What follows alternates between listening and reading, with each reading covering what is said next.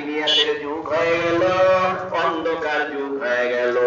কে আপন বোন কে ভাই এই দিকে তাকানোর সুযোগ ছিল না।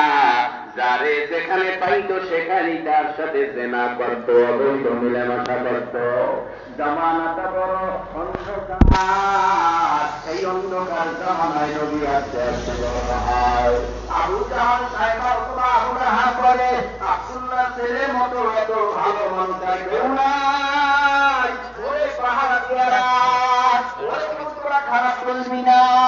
মুহাম্মদ সাল্লাল্লাহু আলাইহি ওয়াসাল্লামকে তোরা কেউ খারাপ দিবি না। মুহাম্মদ আমাদের বংশের বড় এক চেরাগ হবে, বাতি হবে, আলো হবে। মুহাম্মদকে পাহারা দিয়ে রাখার দায়িত্ব হলো আমাদের। চিন্তা নাই, এই জমিনের মধ্যে মক্কায় যদি কোনো সত্যবাদী থাকে, একজনেই আছে, সে আর কেউ না, সে হলো মুহাম্মদুর রাসূলুল্লাহ। বলে কোন সুবহানাল্লাহ।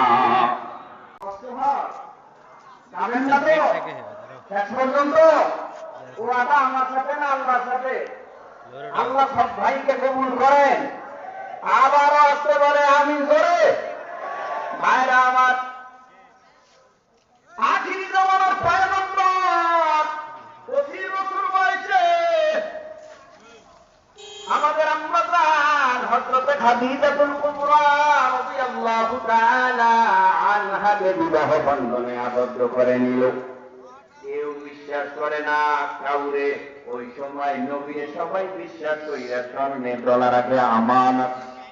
স্বর্ণের ডলা, টাকা পয়সা আমানত, গহনাগাটি আমানত, অলংকার আমানত।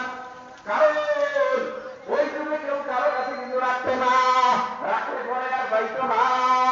নবীর কাছে রাখলে আমাদের স্লোগান দেয়, আমার মতো ভালো আর কেউ কথা কয় না, আমার মতো ভালো আর কেউ। নামাজ ছাড়া ভালো হওয়া যায়, নামাজ ছাড়া ভালো হওয়া যায়। কোন লাইন আছে নি? বইরা ডাক্তারে এত কষ্ট করে শীতের মধ্যে উজু কইরা কি দরকার আছে নামাজ পড়ার? নামাজ ছাড়া ভালো হওয়ার কোন লাইন নাই।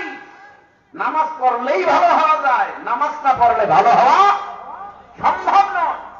ভাইরা আমার, সংক্ষেপে বলি, পয়গম্বরের বয়স বাড়তে বাড়তে 40